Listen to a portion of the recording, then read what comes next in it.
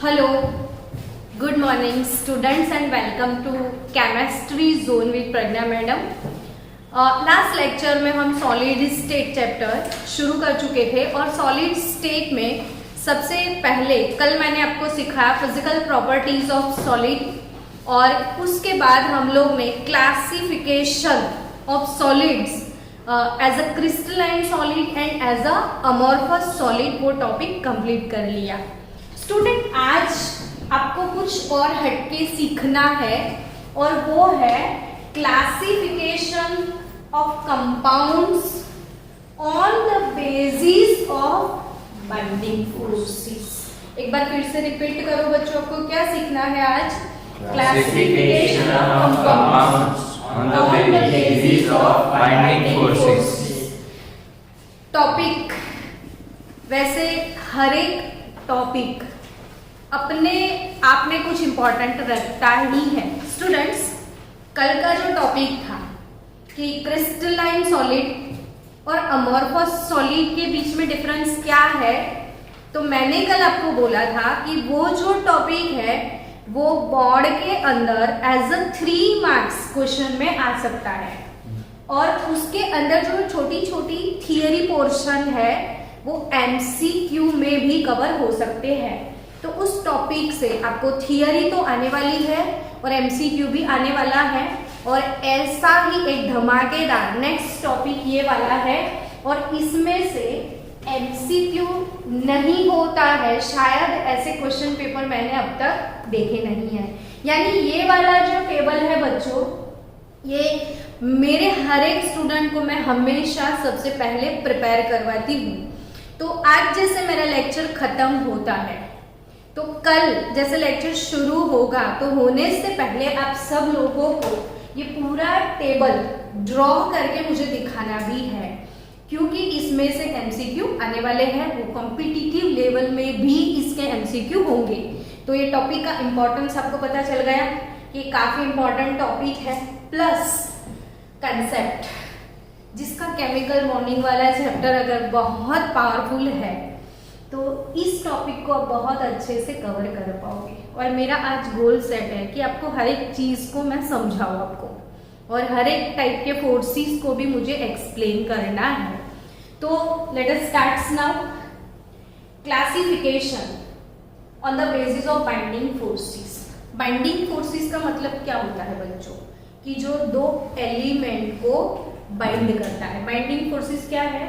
दो एलिमेंट।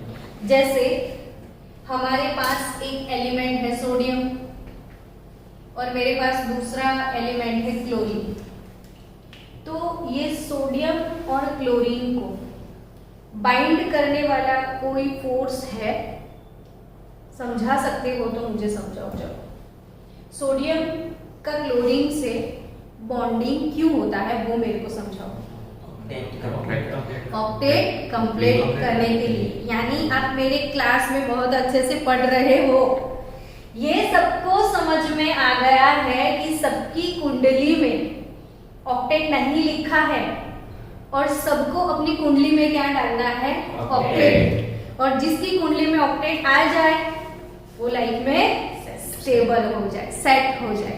यानी सोडियम को ऑक्टेट क्लियर करना है, क्लोरीन को ऑक्टेट क्लियर करना है। सोडियम ऑक्टेट क्लियर करने के लिए एक इलेक्ट्रॉन को लूज करके पॉजिटिव कैटायन बना लेता है। ये एक इलेक्ट्रॉन को गेन करके क्या बना लेता है? नेगेटिव। अब सोचना है जो सोचना है कि Na और Cl, इसके ऊपर कौन सा चार्ज? इसके ऊपर कौन सा charge? Negative charge. Positive charge और नेगेटिव चार्ज दो ऑपोजिट चार्जेस हुए। क्या आपको पता है ऑपोजिट चार्जेस के अंदर कुछ होता है या नहीं? अट्रैक्शन होता है। समझ रहे हो? ये वाली चीज मैं समझा रही हूँ। ये मैंने क्या लिखा है? Binding forces. तो इन दोनों को बाइंडिंग करने वाला अगर कोई फोर्स है, Na+ को और Cl- को, K+ को Cl- को, Al+3 को Cl- को, समझ रहे हो? यानी कैटायन को एनायन के साथ बाइंडिंग जो फोर्स करता है उस फोर्स का नाम आप बता सकते हो? इलेक्ट्रोस्टैटिक। यस। जैसे हम केमिस्ट्री को समझते हैं, चीजों को समझते हैं, तो उनके नाम भी हमारे अंदर से निकलने चाहिए। और आपने आंसर दिया कि कैटायन और एनायन दो अपोजिट चार्जेस हैं और उन दोनों के बीच में जो फोर्स एग्जिस्ट करता है उसे हम बोलते हैं इलेक्ट्रोस्टैटिक फोर्स। कौन सा फोर्स? और ये फोर्स का दूसरा नाम पता है कोई साइंटिस्ट के नेम के हिसाब से आपको? Coulombic force. क्योंकि चार्ज के बारे में सारा रिसर्च कूलम्ब अंकल ने किया है, तो उसी फोर्स को हम क्या बोलते हैं? Coulombic force. और due to that coulombic binding force Na किसके साथ बाइंड कर लेता है? Cl माइनस के साथ। और ऑब्वियसली Na और Cl के बीच में बाइंडिंग होने के बाद आपको एक सब्सटेंस मिल जाता है, कौन सा? NaCl। अब कोई आके आपको बोले कि NaCl सॉलिड है, तो वो जो NaCl सॉलिड तो है, लेकिन किस टाइप का सॉलिड है? समझ रहे हो बात को? कि NaCl सॉलिड है, लेकिन वो किस टाइप का सॉलिड है? चलो, H2O कभी सॉलिड हो सकता है? वो बताओ मेरे को। यस, हो सकता है। आइस। H2O सॉलिड मतलब क्या? ये सॉलिड हो सकता है, यस और नो? तो क्या इसमें ये वाला ही फोर्स है कि कोई अलग फोर्स है? इसमें कौन से फोर्स आपने अभी पढ़े? बाइंडिंग फोर्स में इसमें कौन से फोर्स थे? इलेक्ट्रोस्टैटिक कूलम्बिक फोर्स थे। क्या इसमें वही है? जब वाटर से आइस बनता है तो वही फोर्स नहीं होगा ना, कुछ अलग होगा ना। जानते हो क्या है इसमें? H2O सॉलिड कैसे बनता है वो जानते हो आप? तो वाटर मॉलिक्यूल मैंने क्लास में बहुत अच्छे से ये एक लेक्चर करवाया था। ये वाटर है, अभी भी बच्चों प्रैक्टिस कर लो, ये वाटर है। शेप कौन सा है? बैंड शेप है, अंदर से निकलना चाहिए। वाटर का शेप कौन सा है? बैंड। और वाटर में सेंट्रल एटम कौन? ऑक्सीजन। और ऑक्सीजन का हाइब्रिडाइजेशन कौन सा? sp3। हेलो, कौन सा हाइब्रिडाइजेशन? sp3। तो sp3 यानी एक s 3p, तो कुल मिला के 4 इलेक्ट्रॉन पेयर उसके पास होते हैं। कितने इलेक्ट्रॉन पेयर? 4। लेकिन मेरे को तो 2 दिख रहे हैं। तो 2 इसमें बॉन्डिंग वाले हैं और 2 कौन से हैं? Lone pair. कितनी बार मैंने ये चीज समझाई, फिर भी भूल जाते हो तो प्रैक्टिस करो। ये रूटीन चीजें हैं जो हम ऐसे ही बता सकते हैं किसी को। तो ये वाटर है। और हाइब्रिडाइजेशन कौन सा हुआ? तो बॉन्ड एंगल कितना होना चाहिए? 109 डिग्री 30 मिनट, बट इतना है नहीं, 104.5। 104.5, तो वो अंदर से निकला, वो पता होना चाहिए। तो वो क्यों इतना है वो पता है? रिपल्शन इन दोनों के बीच में ऐसे है, तो रिपल्शन की वजह से बॉन्ड कॉन्ट्रैक्शन आता है। ये कौन सी थियरी है? VSEPR। That's great. कौन सी थियरी है? VSEPR। तो ठीक है, मेरे बच्चे समझ ही जाएंगे चीज को कि वाटर का मॉलिक्यूल है। मॉलिक्यूल है, समझो। मैंने यहाँ पे बोला था आयन है, सोडियम आयन, क्लोरीन आयन। मैं यहाँ पे क्या बोल रही हूँ? मॉलिक्यूल बोल रही हूँ। तो एक वाटर का मॉलिक्यूल है, फिर वाटर का दूसरा मॉलिक्यूल ऐसे अरेंज हो जाएगा। इसके साथ भी उसकी 2 लोन पेयर है। फिर वाटर का तीसरा मॉलिक्यूल, जैसे लिक्विड वाटर को आप कूल डाउन करोगे तो पार्टिकल क्लोज आने लग जाएंगे, वॉल्यूम डिक्रीज होने लगेगा। और जब पार्टिकल क्लोज आएंगे तो कैसे अरेंज होंगे वो समझा रही हूँ मैं। अब बच्चों, अगर वो क्लोज आए तो ये क्या है? Lone pair. इसमें इलेक्ट्रॉन है, इसके ऊपर चार्ज कौन सा है? नेगेटिव। और हाइड्रोजन कैसा हो? क्यों? क्योंकि ये लूटा हुआ है। तो ये पार्शियल पॉजिटिव है, ये पॉजिटिव और ये नेगेटिव। अट्रैक्शन तो बनता है। तो लोन पेयर और पार्शियल पॉजिटिव चार्ज के बीच में कुछ अट्रैक्शन तो बनता है, और मेरे बच्चे अब ना बोल पाए तो खलास। बता के हमें कौन सा अट्रैक्शन है? Hydrogen bond. ये कौन सा बॉन्ड है? हाइड्रोजन। तो हाइड्रोजन बॉन्ड में हाइड्रोजन तो होता ही है, और सामने वाले का lone pair. Lone pair of electron. अब फिर से समझो बच्चों कि ये लोन पेयर है, इलेक्ट्रॉन है, उसके ऊपर नेगेटिव चार्ज है, इसके ऊपर और अगेन नेगेटिव और पॉजिटिव के बीच में। तो ये क्या है? Binding forces. लेकिन फोर्स का टाइप बदल चुका है। It's not a electrostatic force, it's not a Coulombic force, it's a hydrogen bond. ये कौन सा बॉन्ड है? हाइड्रोजन। वंडर वाल फोर्सेस बोलते हैं इसको। क्या बोलते हैं? वंडर वाल। तो ये कौन सा बॉन्ड है? हाइड्रोजन। हाइड्रोजन। तो ऑब्वियसली बच्चों NaCl में जो बाइंडिंग फोर्स है वो H2O में नहीं है, कुछ अलग बात है, या ना? ओके, तो ये hydrogen bond concept clear. Okay, दूसरी बात, हाइड्रोजन बॉन्ड वाले और एग्जांपल क्या आप मेरे को बता सकते हो, फिर हम दूसरी बात में जाए। तो हाइड्रोजन में हमेशा याद रखो हाइड्रोजन तो होगा, लेकिन जो इलेक्ट्रोनेगेटिव एलिमेंट है उनकी लोन पेयर, और वैसे लोग हैं फोन। H4 मैंने समझाया था। तो H का F वाला कंपाउंड HF, H का O के साथ कंपाउंड H2O, और H का N के साथ कंपाउंड NH3। इधर फ्लोरीन के साथ लोन पेयर है, इधर ऑक्सीजन के साथ लोन पेयर है, इधर नाइट्रोजन। तो ये तीनों जो है वो लिक्विड फेज में है। इसका रीजन क्या है?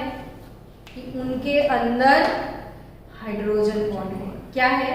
Hydrogen bond. क्यों ये याद रखने का? तो एग्जाम में पूछ लिया कि HF कौन सी टाइप का सॉलिड बनेगा, H2O किस टाइप का सॉलिड बनेगा, अमोनिया किस टाइप का सॉलिड बनेगा। तो आपको याद रखना पड़ेगा ना कि इनके अंदर कौन से बाइंडिंग फोर्सेस अवेलेबल होंगे? हाइड्रोजन। आप अच्छे से समझ रहे हो ना, तो मुझे तसल्ली मिलेगी। आपके फेस पे मुस्कान चाहिए, है ना? तो इन तीनों में कौन सा बॉन्ड प्रेजेंट है? Hydrogen in bond. तीनों में कौन सा बाइंडिंग फोर्स है? हाइड्रोजन है। हमें देखा ही हाइड्रोजन। ओके, तो ये तीनों, ये चारों सब कौन से बॉन्ड वाले बाइंडिंग फोर्सेस है? Hydrogen bond. तो ये आयोनिक जैसा लग रहा है ना आपको? कहीं आयन के बीच में फोर्स है। क्या मैंने बोला? आयन के बीच जैसे में। KCl है तो आयोनिक बॉन्ड बोलोगे ना। KBr है तो कौन सा बॉन्ड बताओगे? आयोनिक बॉन्ड बोलोगे, है या ना? यस। सीजियम क्लोराइड का क्या बोलोगे? आयनिक। आयोनिक कंपाउंड है, तो ये सारे आयोनिक सॉलिड हो गए। मैंने इधर लिखा है, देखो, आयोनिक सॉलिड, है ना? फिर अगर किसी के अंदर कोवेलेंट बॉन्ड होगा तो कैसे सॉलिड होंगे? कोवेलेंट। फिर मेटालिक। फिर मॉलिक्यूलर। तो वही टॉपिक, अभी तो मैंने स्टार्ट ही नहीं किया टॉपिक, मैं जस्ट आपको टॉपिक किस बारे में है वो एक्सप्लेन कर रही हूँ। तो आज का आपका पूरा गेम आपको क्या पढ़ना है? Classification of compounds on the basis of binding force. तो मैं बाइंडिंग फोर्सेस क्या है वो जस्ट एक्सप्लेन कर रही हूँ। तो अभी कौन कौन से बाइंडिंग फोर्स आपको समझ में आ गए? एक हाइड्रोजन बॉन्ड आप समझ चुके हो, और दूसरा आप आयोनिक फोर्स आप समझ चुके हो। अब तीसरा फोर्स जो है बच्चों, मेटालिक फोर्स। तो मुझे अभी पहले वो एक्सप्लेन करना है, बाद में मैं टॉपिक को स्टार्ट करूंगी। तो भाई मेटालिक फोर्स क्या होता है? मेटालिक बॉन्ड के बारे में कभी सुना? तो पूरा केमिकल बॉन्डिंग चैप्टर पढ़े थे ना हम, तो हमने कोवेलेंट बॉन्ड पढ़ा था। कोवेलेंट बॉन्ड में क्या होता है? शेयरिंग ऑफ इलेक्ट्रॉन का शेयरिंग होता है ना।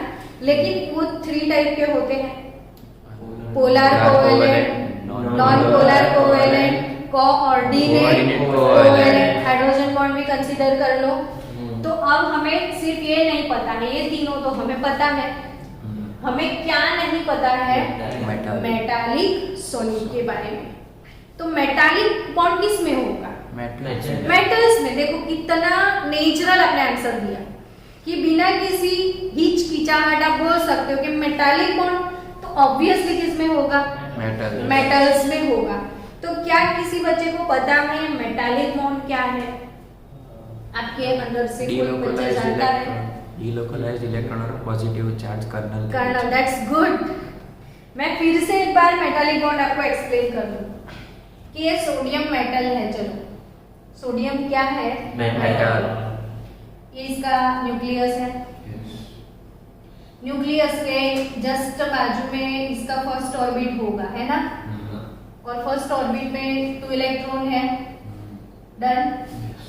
फिर सेकेंड ऑर्बिट है तो 1 2 3 4 5 6 7 कितने 8 इलेक्ट्रॉन है। अब सोचो थर्ड ऑर्बिट है, इसमें सिर्फ 1 है। इसके सुखी संसार में आग इसने लगाया है कि ये ना होता तो हमारा ऑक्टेट क्लियर होता। अब सोडियम को सामने जब क्लोरीन दिखे तो वो तो सोचे कि ये ले जा, और वो क्या करेगा, उसको निकाल देगा, दे देगा। लेकिन अब क्लोरीन उसके आजू बाजू में कहीं पे भी नहीं है। अब क्या करेगा वो बताओ? कि कोई लेने वाला नहीं है, कोई लेने वाला नहीं है। अच्छा, क्लोरीन को कैसा है देखो कि क्लोरीन के बाजू में सोडियम नहीं है। चलो, अब अच्छा क्लोरीन के बाजू में सोडियम होता तो वो अपना एक वो उससे ले लेता और काम हो जाता। बाय चांस इसके बाजू में सोडियम नहीं है तो इसको कोई प्रॉब्लम नहीं है, सोडियम नहीं है तो सोडियम नहीं है तो क्लोरीन तो है दूसरा। समझ रहे हो बात को? अगर सोडियम नहीं है तो उसके बाजू में कौन आ जाएगा, दूसरा क्लोरीन, और वो तो शेयरिंग से भी अपना काम निपटा लेगा। तो वो आयोनिक नहीं बना पा रहा है तो क्या बना लेगा, कोवेलेंट बना लेगा। लेकिन कहीं सोडियम अकेला है तो प्रॉब्लम। क्लोरीन को अकेले में भी कोई दिक्कत नहीं है, बाजू में शेयरिंग हो सकता है। लेकिन प्रॉब्लम किसको है, अकेले सोडियम। इसको तो कंपलसरी कोई चाहिए लेने वाला, अब कोई लेने वाला है नहीं तो क्या एक सोडियम दूसरे सोडियम के साथ ऐसे शेयरिंग करेगा तो भी डुप्लेट होगा, ऑक्टेट तो होगा नहीं। तो वो तो शेयरिंग भी नहीं कर सकता है तो क्या करेगा वो सोचो। तो इतना कंटाल गया है कि अपने एक इलेक्ट्रॉन ये ऑर्बिट लूज कर देगा। तू जा, निकल, तू यहां से निकल, निकाल दिया। और जो पोर्शन बचा ये वाला आउटर मोस्ट ऑर्बिट हमने निकाला। कौन सा ऑर्बिट निकाला? तो region except outermost orbit, region except outermost orbit. तो ये पॉजिटिवली चार्ज क्लाउड हो जाएगा पूरा, और ये इलेक्ट्रॉन को निकाल दिया है तो अभी किधर जाएगा? ये जो बन गया वो बन गया कर्नल। ये क्या है? पॉजिटिवली चार्ज्ड कर्नल है। और जो निकाला हुआ इलेक्ट्रॉन है वो डीलोकलाइज्ड इलेक्ट्रॉन है। ये क्या है? Delocalized electron. घर से बाहर आपके पापा अगर आपको निकाल दे तो आप किधर जाओगे वो सोचो।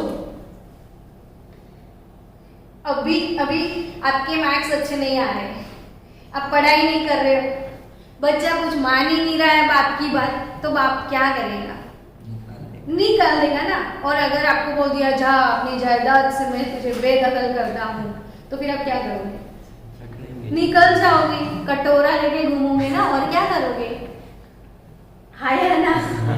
तो वही सेम इसके साथ होगा। बाप ने निकाल दिया बेटे को, अब बेटा बिना घर का इंसान हो गया तो वो तो पूरे एरिया में कहीं भी घूम सकता है, ये फ्री हो गया। तो वो फ्री यानी कैसा electron? Delocalised electron.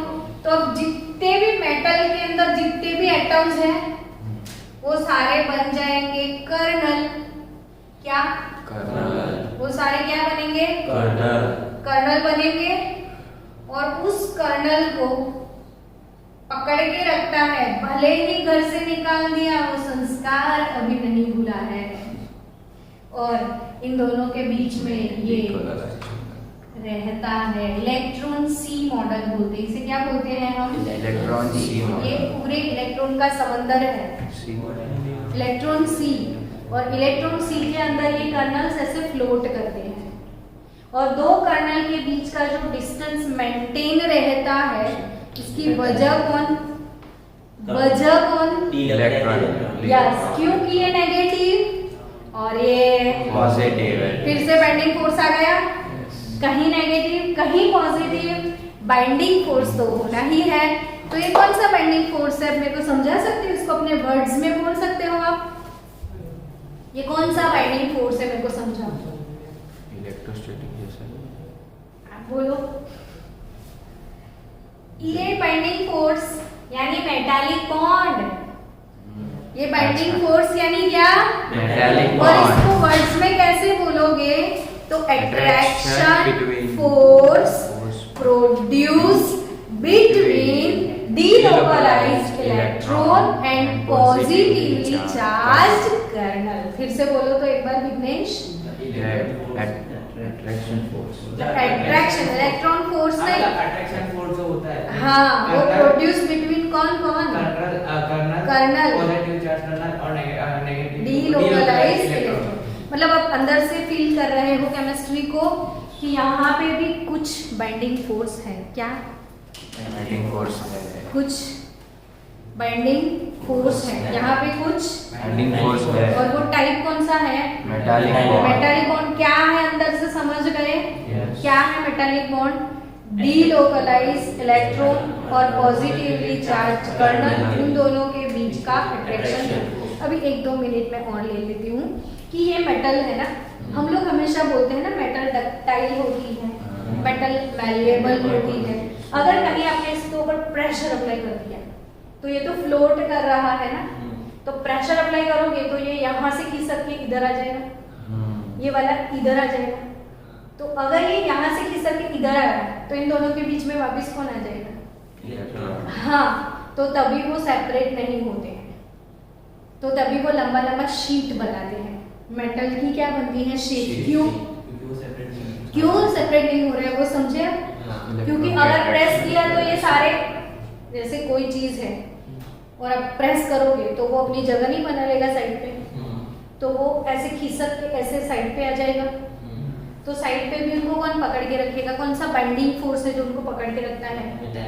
Metallic bond. यानी delocalized इलेक्ट्रॉन इधर आ जाएगा, फिर से प्रेस किया तो वो खिसक के इधर आ गया। तो मेटालिक को delocalized इलेक्ट्रॉन सब कर्नल को पकड़ लेता है, इसलिए वो कभी यूनाइटेड वी स्टैंड वाला फॉर्मूला नहीं है, कभी वो अलग नहीं होते हैं। इसलिए मेटालिक प्रॉपर्टी, मेटल के प्रॉपर्टी सबसे अलग है बिकॉज ऑफ delocalized इलेक्ट्रॉन। और अगर ऐसे खींच लिया आपने, तो खींच लिया तो जैसे इधर आएगा तो फिर से बीच में कौन आ जाएगा? तो लंबे लंबे तार भी बन सकते हैं, शीट भी बन सकते हैं। उसके ऊपर लस्टर है, क्योंकि इसके ऊपर अगर कहीं लाइट अप्लाई हो गया तो ये इलेक्ट्रॉन लाइट को एब्जॉर्ब करके जंपिंग चपक करेंगे। इसीलिए हर एक मेटल को अपना अपना कलर है। देखो, गोल्ड का कलर अलग है, कॉपर का कलर अलग है, सिल्वर का कलर अलग है। समझ रहे हो? तो कलर होने की वजह, ब्राइटनेस, लस्टर होने की वजह भी कौन? delocalized। और all metals are superconductor of heat and electricity because of this free electron। तो सब मायाजाल किसकी वजह से है? ये free electron वजह से। बच्चों, यही मेटालिक बॉन्ड आपको चैप्टर 3 इलेक्ट्रोकेमिस्ट्री में भी काम में आने वाला है। तो आज से ये कंसेप्ट सबका क्लियर? ये कौन सा बाइंडिंग फोर्स है? Metallic bond. तो आपने कितने मैंने बाइंडिंग फोर्स लिखे हुए हैं? 4। आयोनिक समझ में आ गया? मैं आयोनिक बोलूं तो आप क्या बोलोगे? आयंस के बीच में है। मैंने अगर बोल दिया मेटालिक तो आप क्या समझोगे? मेटल्स की बात मैडम कर रहे हैं। मैंने अगर कोवेलेंट बोल दिया तो हाँ, Cl2 का सॉलिड बोलोगे, CO2 का सॉलिड बोल सकते हो। CO2 ड्राई आइस सुना है? तो CO2 है ड्राई आइस। तो कार्बन और ऑक्सीजन के बीच में कौन से टाइप का बॉन्ड प्रेजेंट है? ये अरे बॉन्ड, कौन सा बॉन्ड है? कोवेलेंट कोवेलेंट बॉन्ड है। ये कौन सा बॉन्ड है? Covalent bond. कोवेलेंट बॉन्ड है, तो ये मॉलिक्यूलर सॉलिड में जाएगा। आया समझ में? वाटर, तो इसमें हाइड्रोजन बॉन्ड है, वो भी मॉलिक्यूलर सॉलिड में ही जाएगा। मैं अभी वही एक्सप्लेन करने वाली हूँ, लेकिन अब समझो ये सारे कोवेलेंट बॉन्ड है। तो अब बचा क्या? कोवेलेंट तो समझ में आया, मॉलिक्यूलर समझ में आया, और भी जैसे डायमंड की बात करें, डायमंड के बारे में सुना है? क्या है diamond? Hardest element. Network solid है ना, हार्डेस्ट एलिमेंट। डायमंड में सिर्फ कार्बन कार्बन कार्बन ही होते हैं और कुछ नहीं होता है। तो चलो अब ऐसा करते हैं, टॉपिक को स्टार्ट करते हैं और धीरे धीरे पूरे सारे टाइप के मॉलिक्यूलर सारे टाइप के सॉलिड्स को हम स्टेप बाय स्टेप समझने की कोशिश करते हैं। लेकिन उसके पहले और एक कंसेप्ट क्लियर करना पड़ेगा जो मुझे अभी याद आया कि चलो मैंने NaCl ले लिया, आयोनिक सॉलिड। तो आयोनिक सॉलिड जो कि सारे क्रिस्टलाइन सॉलिड है, और कल हम पढ़ चुके थे कि जितने भी क्रिस्टलाइन सॉलिड है उनको एक कैरेक्टरिस्टिक ज्योमेट्रिकल शेप भी होता है। मैंने कल क्या सिखाया था कि all crystalline solid have characteristic geometrical shape. तो NaCl का शेप ड्रॉ करते हैं, ठीक है? पूरे NaCl का शेप अगर ड्रॉ नहीं किया तो भी चलेगा। चलो इसमें से छोटा सा सिंपल हमें यूनिट सेल बना दें। पूरे क्रिस्टल से एक छोटा सा टुकड़ा हम चुरा लेते हैं और ऐसे छोटे से टुकड़े को साइड पे निकाल दो, जिसे हम बोलने वाले हैं यूनिट सेल। आगे के लेक्चर में हम ये भी पढ़ने वाले हैं। पूरे क्रिस्टल का एक छोटा सा पार्ट, मैंने क्या बोला? पूरे क्रिस्टल का एक छोटा सा उसे क्या बोलते हैं हम? Unit cell. तो ये यूनिट सेल है। अब समझो कि ये यूनिट सेल में यहाँ पे जो भी लेटिस पॉइंट है उसकी लेटिस पॉइंट की प्लेस पे कोई ना कोई कंस्टिट्यूएंट पार्टिकल्स होंगे। क्या होंगे? कंस्टिट्यूएंट। यहाँ पे क्या है? Constituent particle. सपोज NaCl है ना, तो NaCl के कंस्टिट्यूएंट पार्टिकल कौन? Na plus Cl minus. That's very good. NaCl के कंस्टिट्यूएंट पार्टिकल कौन है? Na plus Cl minus. समझ गए आप? ओके। तो यानी बच्चों इधर कहीं Na प्लस होगा तो इधर क्या होगा? Cl minus. ऑब्वियस चीज है। तो अगर ये कौन सा सॉलिड है, अगर ये कौन सा सॉलिड है? आयोनिक सॉलिड है, तो उसके जो ये कंस्टिट्यूएंट पार्टिकल है वो क्या होंगे? आयंस। ये समझ में आया कि नहीं? यस। फिर से एक बार, कौन सा सॉलिड है? आयोनिक सॉलिड है। तो इसके जो कंस्टिट्यूएंट लेटिस पॉइंट के ऊपर कंस्टिट्यूएंट पार्टिकल्स होते हैं, इससे ज्योमेट्रिकल शेप बनता है। लेटिस पॉइंट के ऊपर क्या होते हैं? कंस्टिट्यूएंट पार्टिकल, जिससे क्या बनता है? Geometrical shape. ठीक है, मैं फिर से आपको एक्सप्लेन करूं कि Na प्लस, उसके बाजू में कौन आएगा? Cl minus. उसके बाजू में कौन आएगा? फिर कौन आएगा? फिर कौन आएगा? फिर कौन आएगा? अब बोलो समझ रहे हो? ऐसे ही लेटिस बनता होगा ना, सारे रेडिकल एक दूसरे के क्लोज आके होंगे ना। फिर ऐसे क्लोज आते जाएंगे, फिर 1 डायमेंशनल, 2 डायमेंशनल, 3 डायमेंशनल अरेंजमेंट होती जाएगी और फिर एक बड़ा सा क्या बन जाएगा? लेटिस। समझ रहे हो? हाँ या ना? अब घर पे ट्राई करो। एक बॉल ले लो ब्लू कलर का, तो उसको Na बना दो।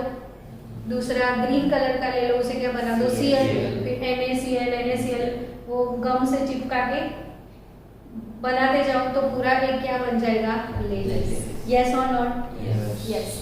अब बच्चों इस लेटिस से मैंने थोड़ा सा पार्ट चुरा लिया, इतना सा। हेलो, मैंने इतना सा पार्ट चुरा के इधर रख दिया, देखो है ना। और अगर ये तो 2D है, 3D यानी इसके ऊपर भी होंगे ना, हायर, और उसकी वजह से इसका एक ज्योमेट्रिकल शेप मिला। इसमें से मैंने जो छोटा सा पार्ट चुराया है वो ये है, और उस छोटे से पार्ट के कंस्टिट्यूएंट आपको दूर से भी दिख रहे हैं।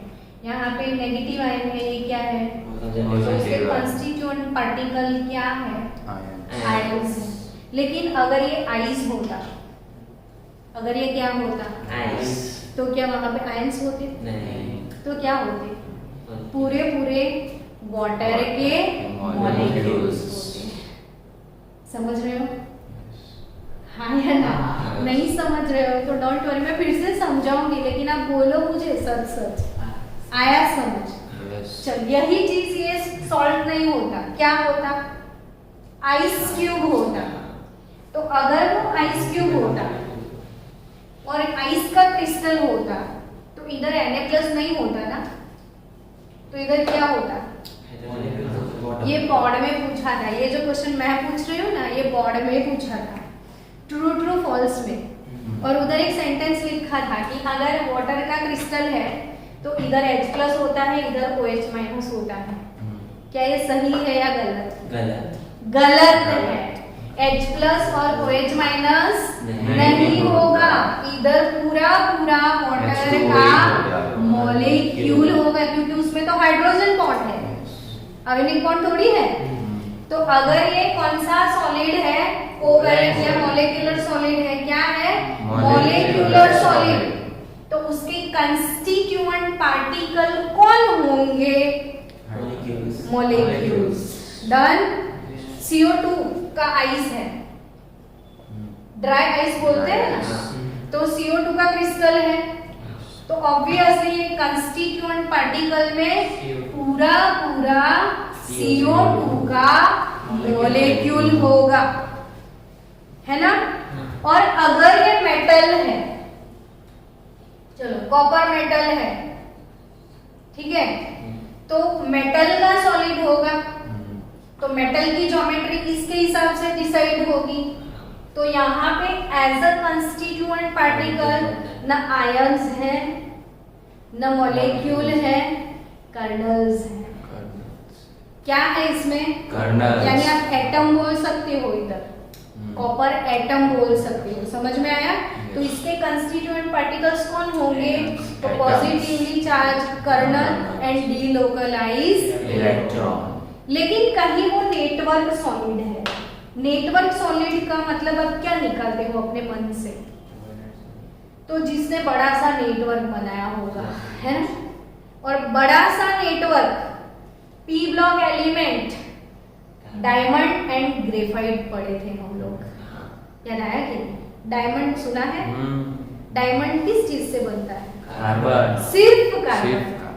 और कुछ होता है कार्बन के साथ? नहीं ना, डायमंड में कार्बन के अलावा कुछ है? सिर्फ कार्बन है, और एक कार्बन दूसरे कार्बन के साथ sp3 हाइब्रिडाइजेशन से कनेक्ट होता है।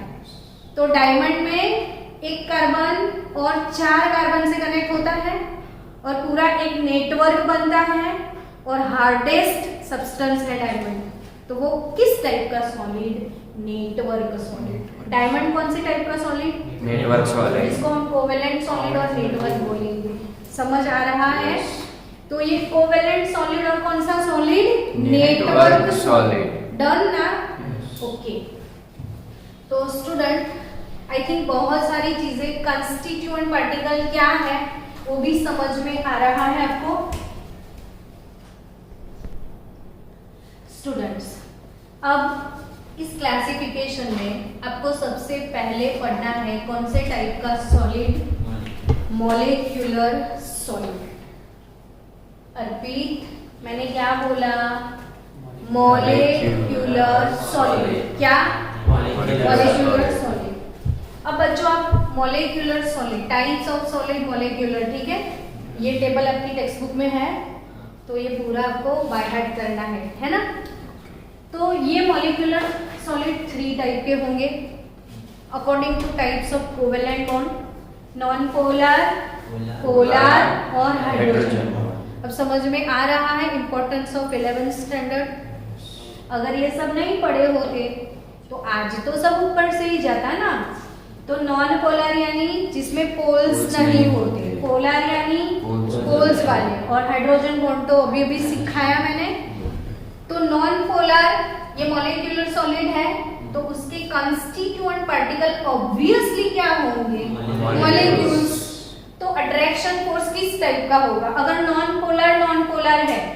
तो फिर से आपको एक बात बता दूं, chapter number 5 standard 11th states of matter, उसका स्टार्टिंग वाला topic types of intermolecular attraction forces, जिसमें हमने पढ़ा था टाइप्स ऑफ वैन डर वाल फोर्सेस।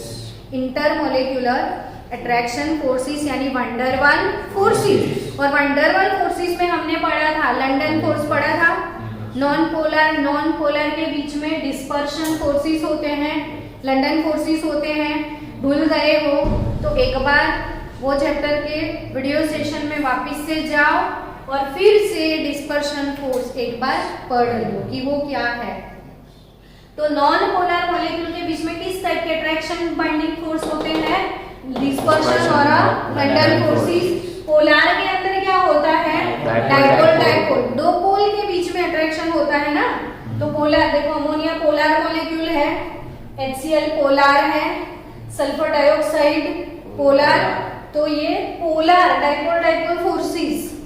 और लास्ट वाला कौन सा, हाइड्रोजन बॉन्ड। तो फिर से एक बार, मॉलिक्यूलर सॉलिड है तो 3 टाइप के आएंगे इसमें, नॉन पोलर, पोलर और हाइड्रोजन बॉन्ड पॉजेसिंग मॉलिक्यूल।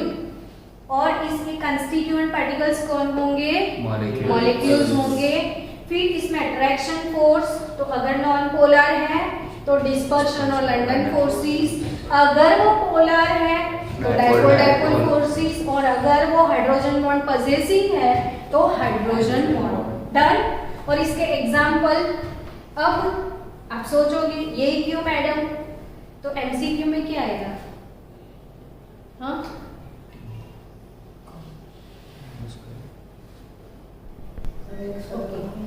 चलो, तो इसमें एग्जाम्पल क्यों आपको करने हैं वो बताओ तो मेरे को। MCQ में सीधा क्या आएगा, एग्जाम्पल। तो CO2 किस टाइप का सॉलिड है ऐसा क्वेश्चन होगा, या CO2 में कंस्टिट्यूएंट पार्टिकल कौन है, या CO2 में अट्रैक्शन फोर्सेस कौन सी टाइप के हैं, ऐसा समझ में। तो ये सारी चीजें ऐसे प्रिपेयर करनी, यानी ये तो प्रिपेयर करो, लेकिन उसके साथ सबसे अच्छे से प्रिपेयर क्या करना पड़ेगा, एग्जाम्पल्स। फिर फिजिकल नेचर, तो इन लोगों का कैसा नेचर है, सॉफ्ट। और लास्ट में इलेक्ट्रिकल कंडक्टिविटी के बारे में लिखा होगा। क्या इन लोगों की शक्ल सूरत देख के आपको लगता है कि इलेक्ट्रिकल कंडक्टर होंगे, तो वेरी लो इलेक्ट्रिकल कंडक्टिविटी। तो टॉपिक का इंपॉर्टेंस समझ आ रहा है। चलो, तो मॉलिक्यूलर ओवर। अब नेक्स्ट सॉलिड के बारे में पढ़ना है हमें, और वो हम पढ़ेंगे ionic solid. Student, next ionic solid. Ionic solid में कंस्टिट्यूएंट पार्टिकल्स में मैंने क्या लिखा है, मैंने पहले एक्सप्लेन कर दिया था। फिर अट्रैक्शन फोर्सेस किस टाइप के होंगे इसमें, कूलॉम्बिक और इलेक्ट्रोस्टैटिक। और एग्जाम्पल तो कोई भी आयोनिक सब्सटेंस आप लिख दो। फिजिकल नेचर कैसा होगा, तो आपके घर में सॉल्ट तो है ना, तो उसको हाथ में लेके पता चल जाता है, हार्ड बट ब्रिटल होता, हार्ड है लेकिन कुछ थोड़ा सा उसको मार दो या पीट दो तो क्या हो जाएगा, वो पूरा पार्टिकल्स में डिवाइड हो जाएगा, यानी ब्रिटल होता है।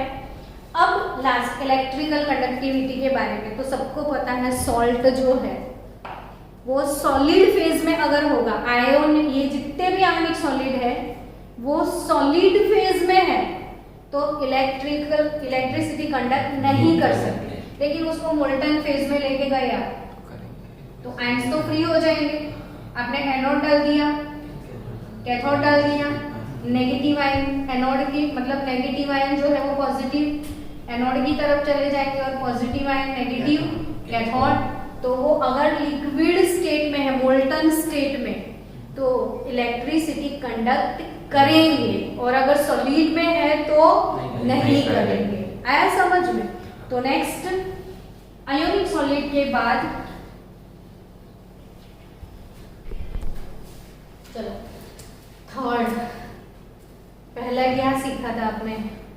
Molecular, फिर ionic, अब metallic, मेटालिक सॉलिड में कंस्टिट्यूएंट पार्टिकल मुझे पता है, मैं नहीं बोलूंगी तो भी आप बोल दोगे क्या? positive and delocalized, charge kernel और डिलोकलाइज्ड इलेक्ट्रॉन, फिर बाइंडिंग फोर्स में आप क्या लिखोगे? Metallic metallic bond. फिर एग्जांपल तो कोई सी भी मेटल लिख दो, और फिजिकल नेचर तो वो वेरी हार्ड ना, मेटल तो हार्ड होता है बट डक्टाइल होता है, मेलेबल होता है और लस्टर भी होते हैं सब, लेकिन यहाँ पे नेचर की बात है। तो very hard but ductile and malleable. और इलेक्ट्रिकल कंडक्टिविटी के बारे में मैं क्या बोलूँ? मेल्टिंग पॉइंट भी हाई होते हैं मेटल की। और इलेक्ट्रिकल कंडक्टिविटी तो हम सब बरसों से जानते हैं, metals are very good conductors of heat and electricity. Done. तो नेक्स्ट एक ही टाइप बचा, कौन सा होगा वो?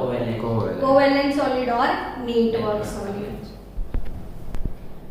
लास्ट और सबसे ज्यादा क्वेश्चन आज तक इसमें से ही आए हैं, और कल ही मेरे को शुभ ने क्वेश्चन पूछा था कि मैम ये क्वार्ट्ज क्या होता है, और जो कल क्वेश्चन पूछा था शुभ, आज इसका आंसर इधर है बेटा, और तो याद भी रख लेना क्वार्ट्ज क्या है। तो बाकी के सब लोग याद रख लो क्वार्ट्ज क्या है, SiO2 सिलिका। और सुना है सिलिका? आपको एलोट्रॉप के बारे में पढ़ाया था मैंने कभी P ब्लॉक में। तो कोई element more than one form में अवेलेबल होता है तो वो सारे फॉर्म्स को हम क्या बोलते हैं? एलोट्रॉप्स। तो सिलिका यानी SiO2, उसके मैंने आपको सिखाए थे 22 एलोट्रॉप्स हैं। कितने? 22 एलोट्रॉप्स। और 22 में से आधे क्रिस्टलाइन है, आधे एमोर्फस है। तो इसके जो 22 एलोट्रॉप्स है इसमें से 3 क्रिस्टलाइन मैंने सिखाए थे, quartz, cristobalite and tridymite. Very good Prince, मैंने तेरे बारे में प्रिडिक्शन सही किया है।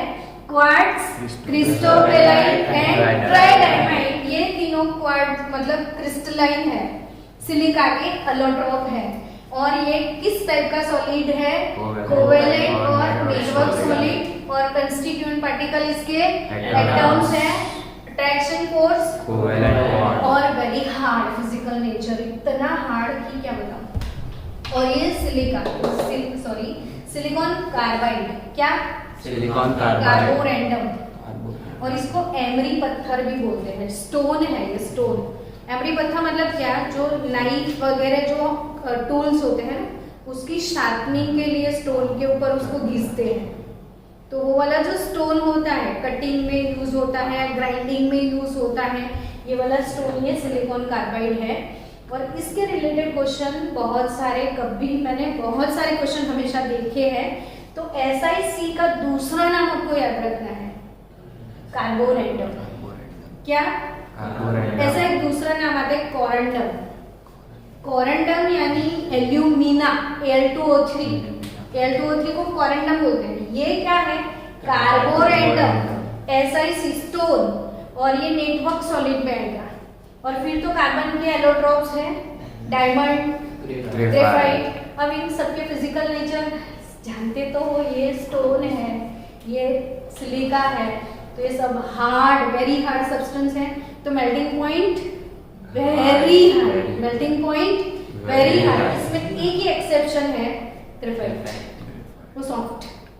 और ये electrical conductor, graphite as an exception, it is electrical conductor, बाकी सारे electrical non conductor. All are insulators. Done, concept clear.